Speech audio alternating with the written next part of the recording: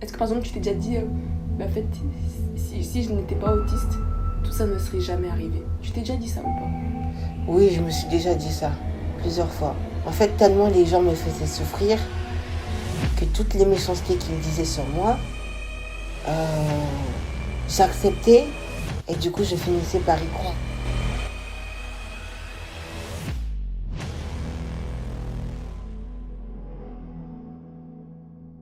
Je suis née avec des troubles autistiques, donc c'est un trouble qui apparaît avant l'âge de 3 ans. Donc quand je suis rentrée à la maternelle à 2 ans et demi, donc j'avais déjà cet handicap avec moi. Et en fait, du coup, ça me faisait faire des choses que je ne contrôlais pas forcément. Par exemple, quand la maîtresse disait à tous les enfants de se rassembler, moi, j'avais tendance à, je me rappelle, je reculais et j'allais toujours derrière, j'allais toujours au fond. Et à chaque fois, on me reprenait, on m'appelait, je revenais, mais après, aussitôt, je repartais. J'avais du mal à rester avec les autres. C'était difficile parce que à chaque fois que j'allais vers eux, on me rejetait et soit je me mettais en colère et après ça, je me mettais à pleurer ou je pleurais directement. Et c'était très difficile pour moi parce qu'il n'y avait que...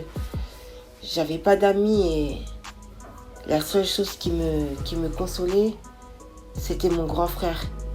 Parce qu'il était dans la même école que moi. Et du coup, j'étais toujours après lui parce que du coup, je n'avais pas d'amis. Ce qui faisait que quand j'arrivais chez moi, pratiquement tous les soirs, enfin peut-être pas tous les soirs, je sais plus à quelle fréquence, mais souvent je m'enfermais dans la petite chambre pour pleurer.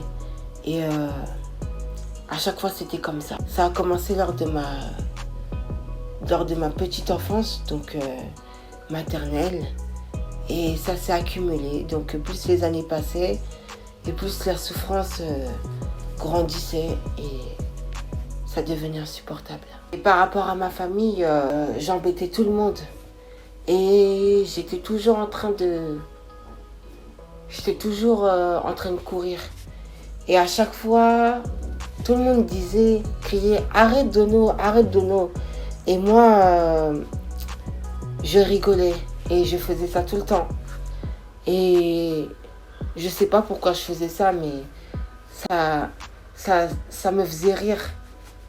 Et il n'y a pas si longtemps que ça, j'ai regardé, je me suis renseignée sur internet et j'ai découvert que l'enfant autiste, quand on le réprimande, l'enfant a tendance à se mettre à rire ou sauter parce que la situation l'excite.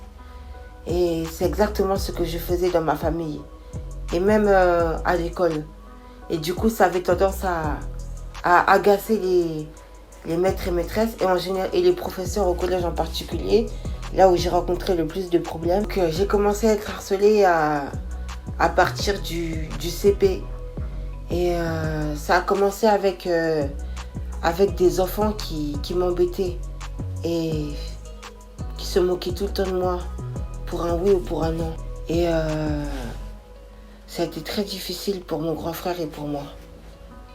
Parce que c'était pas facile à gérer. Je me sentais obligée de plaire aux autres parce que j'en avais assez du rejet tout le temps. Mais personne ne voulait de moi. Je me disais que si je m'efforçais de changer, ils allaient m'aimer. Mais en fait, même quand je faisais ce qu'ils me demandaient alors que c'était pas bien, ils ne m'aimaient toujours pas. Et ça ne faisait que me faire des problèmes. Et du coup, j'ai été obligée de mentir en disant que tout allait bien, alors qu'en fait, tout allait très mal. Mais à force d'accumuler la souffrance, et à force de me faire tout le temps menacer par les camarades de classe et de l'école, eh bien, j'arrivais pas à dire la vérité du coup.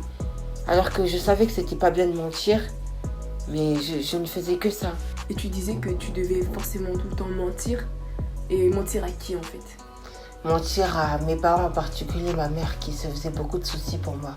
Pourquoi? Elle voyait un comportement étrange?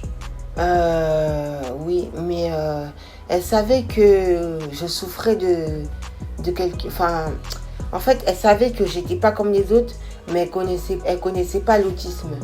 Du coup, même pour elle, c'était difficile. Quand est-ce que tes parents, en fait, ont découvert que tu étais atteint d'autisme? À l'âge de 12 ans. Revenons sur le fait que tu mentais. Tu mentais sur quoi? Je mentais en disant que tous ces... Par exemple, je me rappelle, quand j'étais petit, mon père, il me demandait comment ça s'était passé à l'école. Moi, à chaque fois, je répondais tout le temps, ça s'est bien passé. Alors qu'en fait, ça se passait mal. Et pourquoi tu disais rien? Pourquoi est-ce que tu gardais le silence? J'avais peur de leur réaction. C'est-à-dire? J'avais peur qu'en fait, ils se mettent en colère après moi parce que je leur avais rien dit. Parce qu'à cause des enfants, je faisais n'importe quoi. Ils me poussaient à faire plein de bêtises que j'avais pas forcément envie de faire, mais au final, je les ai fait vraiment à cause de ce désir de plaire aux autres. Il y avait d'abord les enfants qui me disaient qu'ils allaient me frapper. Et d'un côté, il y avait aussi le fait que j'ai toujours été très sensible.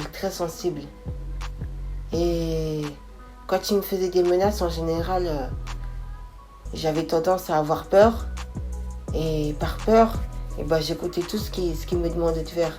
Parce que je savais très bien que si je ne me faisais pas, ils allaient me faire du mal. Par exemple, je me souviens, quand j'étais en 6e,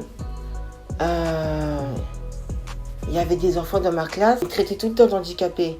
Mais à chaque fois, je me faisais frapper sur la tête. Ou sinon, on me faisait des croche-pattes.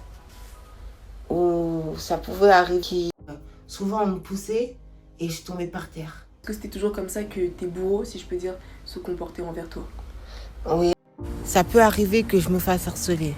Ça peut encore arriver. Mais en tout cas, c'est plus aussi fréquent que quand j'étais encore enfant.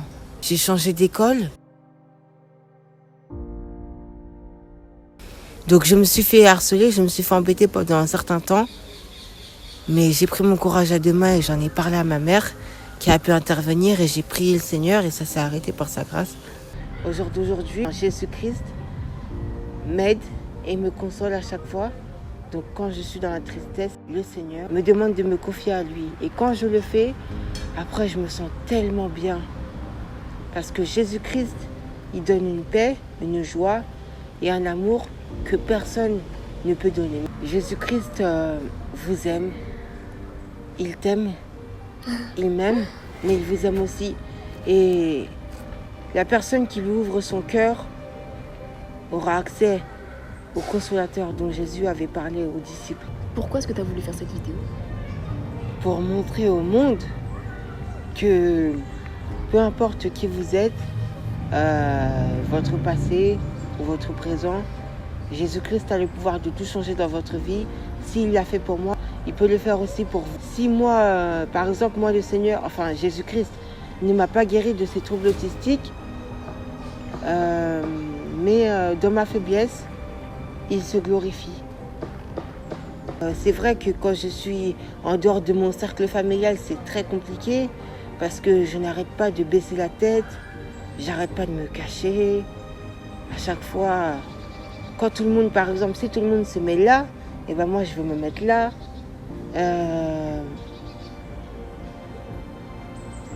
Voilà quoi, en fait, j'ai du mal avec la sociabilité. Je suis tactile. Mais il y a ce côté tactile, il y a aussi ce côté affectif.